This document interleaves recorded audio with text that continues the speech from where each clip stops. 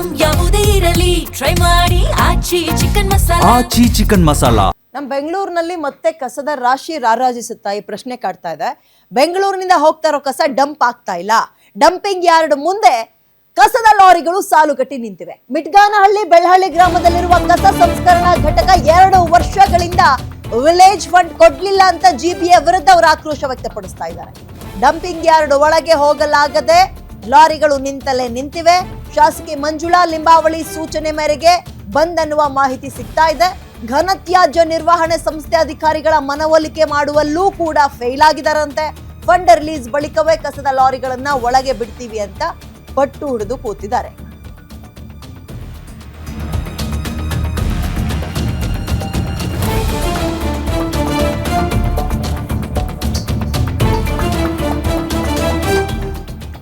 ಎರಡು ವರ್ಷಗಳಿಂದ village fund ಅನ್ನ ಕೊಟ್ಟಿಲ್ಲ.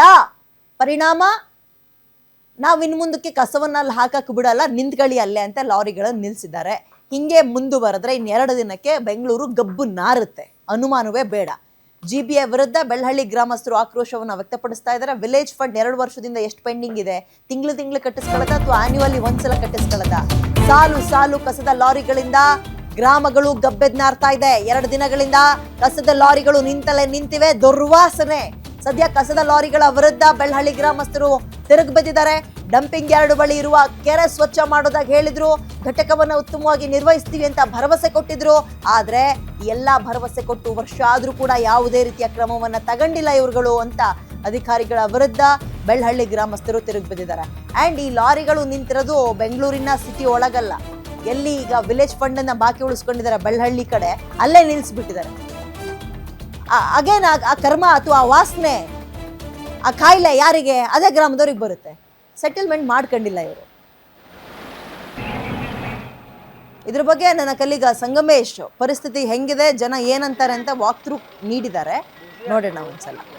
ಬೆಂಗಳೂರಿನಲ್ಲಿ ದಿನನಿತ್ಯ ಟನ್ ಗಂಟಲೆ ಏನು ಕಸ ಸಂಗ್ರಹ ಆಗುತ್ತೆ. ಆ ಕಸ ಸಂಗ್ರಹವನ್ನು ಒಂದು ಘನತ್ಯಾಜ್ಯ ನಿರ್ವಹಣೆ ನಿಯಮಿತ ಒಂದು ಕಂಪನಿ ತ್ಯಾಜ್ಯ ವಿಲೇವಾರಿ ಘಟಕಗಳಿಗೆ ಏನು ರವಾನಿಸುತ್ತೆ. ಆದ್ರೆ ಎಲ್ಲೋ ಒಂದ್ ಕಡೆ ಇವಾಗ ಬೆಂಗಳೂರಿನಲ್ಲಿ ಕಸದ ಸಮಸ್ಯೆ ಉಂಟಾಗುವ ಪರಿಸ್ಥಿತಿ ನಿರ್ಮಾಣವಾಗಿದೆ. ಯಾಕೆಂದ್ರೆ ನೀವು ನೋಡ್ತಿರ್ಬೋದು ದೃಶ್ಯದಲ್ಲಿ ಈ ಸಾಲು ನಿಂತಿರುವ ಏನು ಕಸ ವಿಲೇವಾರಿ ಮಾಡುವ ಘಟಕಗಳ ಒಂದು ಏನ್ ಲಾರಿಗಳಿರುತ್ತೆ, ಆ ಲಾರಿಗಳು ಸಾಲು ನಿಂತಿವೆ. ಇದೇ ಒಂದು ಉದಾಹರಣೆ ಆಗಿದೆ ಅಂತಾನೆ ಹೇಳ್ಬೋದು. ಯಾಕೆಂದ್ರೆ ಈ ಒಂದು ಕೋಗಿಲು ಲೇಔಟ್ ಹತ್ತಿರ ಬರುವ ಈ ಒಂದು ಬೆಳ್ಳಿಹಳ್ಳಿಯ ಹತ್ತಿರ ಸುಮಾರು ಒಂದು ಘಟಕ ಇದೆ. ಆ ಘಟಕದಲ್ಲಿ 100 ಲಾರಿಗಳನ್ನ ಏನೋ ಪಾರ್ಕ್ ಮಾಡಲಾಗಿದೆ ಅಂತಾನೆ ಹೇಳ್ಬೋದು. ಯಾಕೆಂದ್ರೆ ಗ್ರಾಮಸ್ಥರು ಒಂದು ಆರೋಪವನ್ನ ಮಾಡ್ತಾ ಇದ್ದಾರೆ. ಅದೇನಂದ್ರೆ ಈ ಕಸ ವಿಲೇವಾರಿ ಮಾಡುವುದರಿಂದ ನಮ್ಮ ಗ್ರಾಮ ಸಂಪೂರ್ಣವಾಗಿ ಹಾಳಾಗುತ್ತಿದೆ, ಏನು ನೀರು ಎಲ್ಲ ಕೊಳಚೆ ಮಟ್ಟದಲ್ಲಿ ಬರ್ತಾ ಇದೆ. ಹೀಗಾಗಿ ಈ ಗ್ರಾಮದಲ್ಲಿ ಏನು ಕಸ ವಿಲೇವಾರಿ ಮಾಡುವುದನ್ನ ನಿಲ್ಲಿಸಬೇಕು. ಜೊತೆಗೆ ಇಲ್ಲೇ ವಿಲೇವಾರಿ ಮಾಡುವುದಾದ್ರೆ ಒಂದು ಉತ್ತಮವಾದ ನಿರ್ವಹಣೆ ಮಾಡಬೇಕು. ಏನು ಬೆಂಗಳೂರು ಸಾಲಿಡ್